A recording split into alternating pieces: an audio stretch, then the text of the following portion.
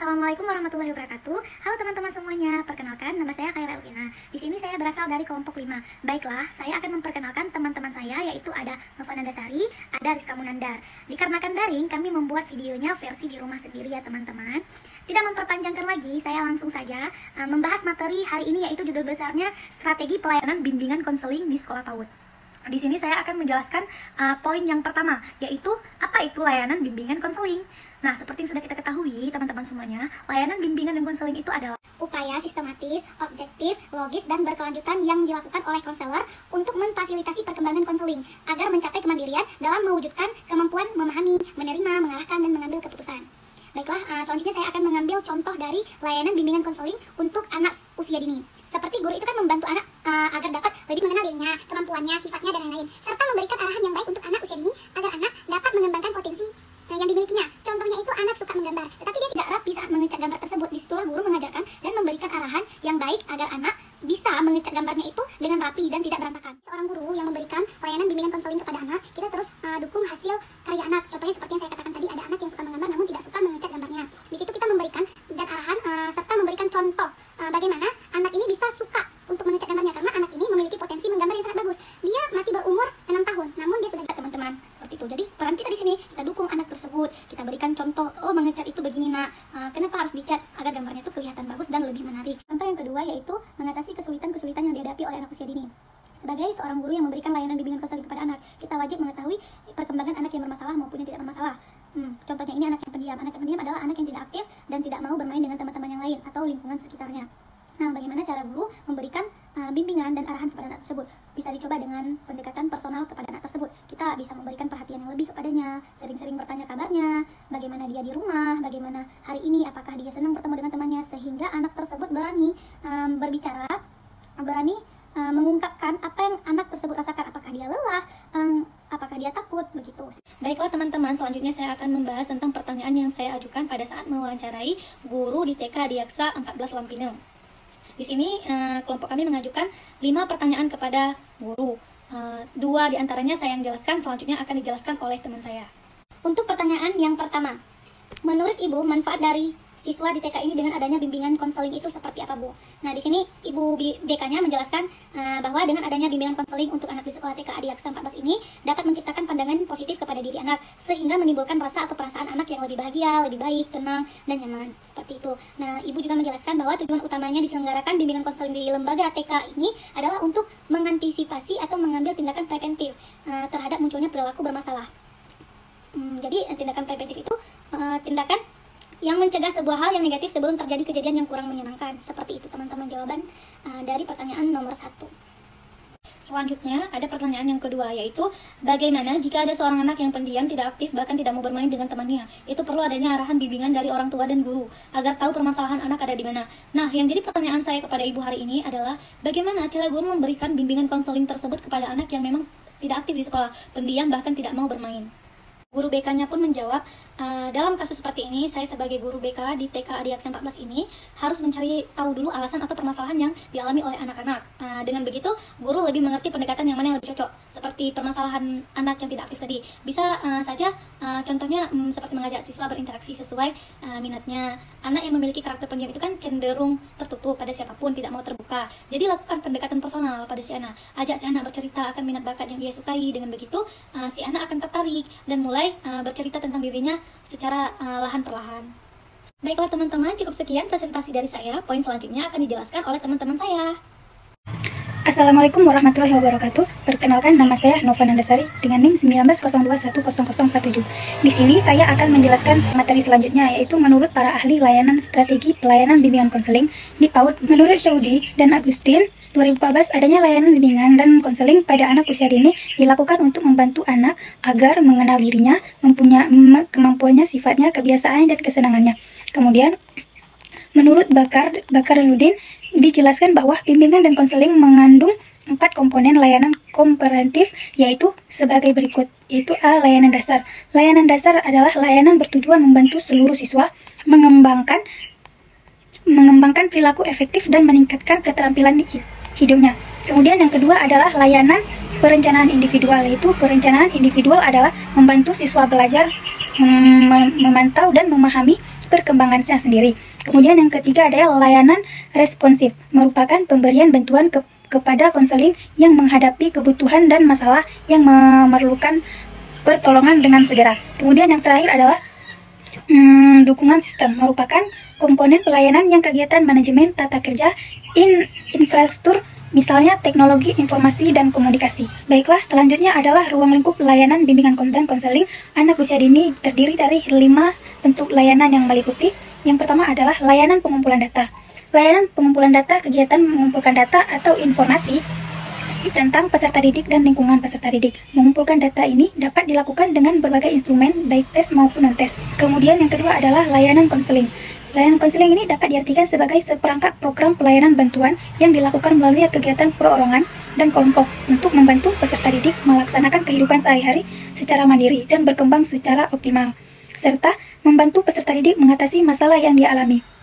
Kemudian yang ketiga adalah layanan informasi, bertujuan untuk membekali peserta didik dengan berbagai pengetahuan dan pemahaman tentang berbagai hal yang berguna untuk mengenal diri, merencanakan dan mengembangkan pola kehidupan sebagai pelajar, anggota keluarga, dan masyarakat. Yang keempat adalah layanan penerapan dan layanan evaluasi. Layanan ini bertujuan membantu peserta didik untuk memperoleh penerapan dan evaluasi secara tepat sesuai dengan potensi, bakat dan minat serta kondisi pribadinya. Layanan penerapan dan evaluasi memungkinkan peserta didik berada pada posisi dan pilihan yang tepat, yaitu berkenaan dengan pengelompokan siswa terhadap suatu kegiatan kelompok pendidikan yang lebih tinggi sesuai dengan kondisi fisik dan fisiknya. Materi yang dapat diberikan dalam layanan ini yaitu penerapan dalam kelas, penempatan dalam kelompok pelajar, penempatan jurusan yang sesuai dengan penempatan yang program-program lainnya yang lebih luas. Fungsi utama bimbingan ini didukung oleh layanan ini adalah fungsi pemecahan dan pemeliharaan. Kemudian selanjutnya adalah pemaparan pertanyaan dan jawaban yang telah kami tanyakan kepada guru di PAUD, yaitu pertanyaan yang saya ajukan yaitu, menurut Ibu, apakah yang menjadi faktor dan permasalahan tersebut dan bagaimana cara mengatasinya? Dan ini jawaban dari guru tersebut. Faktor dari permasalahan itu yaitu adalah seperti yang dipaparkan oleh guru, yaitu tentang kondisi-kondisi eksternal, yaitu menyangkut hal-hal seperti lingkungan, fisik maupun suatu yang diciptakan dalam proses konseling, yaitu meliputi seperti lingkungan fisik dan tempat konseling langsung. Kemudian penataan ruangan, kemudian membentuk bangunan ruangan yang memungkinkan pembicaraan secara pribadi atau privasi. Kemudian faktor yang mempengaruhi minat terdapat dari dalam dan diri luar individu. Dari dalam individu itu seperti meliputi kebutuhan diri konselor sendiri dan pandangan terhadap konselor. Faktor dari luar yaitu berupa lingkungan fisik, fasilitas, dan penampilan konselor. Kemudian adalah cara mengatasinya. Cara mengatasinya itu seperti berkomunikasi dengan siswa, yaitu ketika seorang guru mendengarkan ada siswa yang terkena masalah, hal yang pertama yang harus guru lakukan itu berkomunikasi dengan anak tersebut, dan dia bisa memanggil anak tersebut untuk di ruangan dan melakukan komunikasi secara pribadi. Kemudian yang kedua adalah membuat ruangan BK terasa nyaman. Tidak sedikit siswa menganggap bahwa ruang BK itu sama seperti pengadilan atau penjara. Jadi untuk guru-guru yang ada di TK sudah saatnya stigma tersebut harus dihilangkan karena memberi pengaruh buruk. Jadi di sini guru konselor harus merubah ruangan menjadi lebih rileks dan agar anak juga menjadi rileks. Nah kemudian menjadi pendengar yang baik. Ketika anak mengeluh sesuatu di sekolah atau di kelasnya, anak menceritakan masalah yang sedang ia hadapi. Nah, disitulah kita seorang guru menjadi pendengar yang baik bagi dia. Kemudian selanjutnya adalah perlakukan siswa dengan baik. Ketika anak mulai menceritakan masalah, perlakukan mereka dengan baik. Kemudian seorang guru harus betul-betul memahami masalah yang dihadapi oleh anak. Kemudian cukup mendengarkan curhatan dan keluhan mereka dengan seksama juga sudah membuat mereka terkesan. Kemudian selanjutnya yaitu menasihati tanpa menggurui, yaitu salah satu cara untuk mengatasi permasalahan anak dengan memberikan nasihat yang baik, dan pastikan kita seorang guru atau konselor harus memastikan memberikan nasihat tanpa terlalu menggurui agar anak bisa menerima nasihat tersebut dengan lapang dada untuk menyelesaikan masalahnya. Kemudian adalah menjadi fasilitor. Jika anak tidak bisa menerima materi pelajaran dengan cepat, bukan berarti siswa tersebut bodoh. Bisa saja mereka ada penyebabnya, ada pada metode pengajaran guru mata pelajaran tersebut. Nah, yang tidak sesuai dengan kebutuhan anak. Kemudian dalam hal ini, kita seorang guru harus menegur rekan kerja atas keluhan para siswa. Namun sebagai guru BK, kita berperan sebagai fasilitator agar kegiatan belajar mengajar bisa berlangsung secara efektif dan permasalahan siswa teratasi. Dan terakhir adalah memberikan motivasi yang konkret.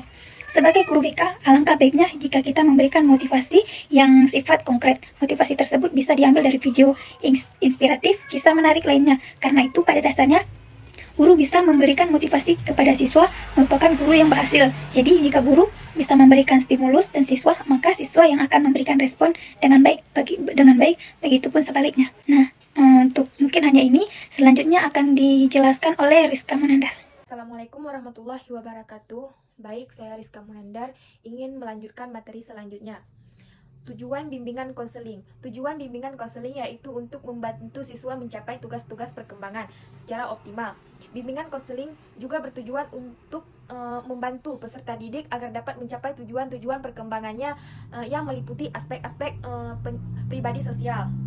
Bagaimana peran guru dalam melaksanakan bimbingan dan konseling? Peran guru dalam melaksanakan bimbingan dan konseling adalah untuk membimbing, mengikatkan, memberi nasihat dan memberi masukan kepada siswa. Selain itu, guru juga melakukan pembiasaan nilai-nilai akhlak kepada siswa. Di sini pasti banyak yang mengira bahwa bimbingan dan konseling hanya diberikan kepada anak yang bermasalah saja. Dari hasil wawancara kami di TK Adhiyaksal 4, bahwasanya bimbingan konseling diperlukan bagi anak yang bermasalah. Pemikiran tersebut merupakan pemikiran yang kurang tepat. Maksud bimbingan konseling merupakan pelayanan bantuan untuk peserta didik, baik secara per orang maupun kelompok, agar anak yang dibimbing mandiri dalam berkembang secara optimal dalam bimbingan pribadi, sosial, belajar, dan karir. Bimbingan konseling juga melayani anak yang dapat mengontrol dan menggunakan aspek kognitif dan sosial emosional dengan baik. Selain itu, bimbingan konseling melayani anak yang memiliki masalah atau anak yang membutuhkan untuk menemukan dan meningkatkan potensinya. Kita juga pasti mempertanyakan jenis masalah seperti apa yang sering dialami oleh anak di sekolah. Jenis masalah yang sering dialami seperti anak pemalu, anak terlalu manja, dan anak yang sulit diajak bermain bersama temannya.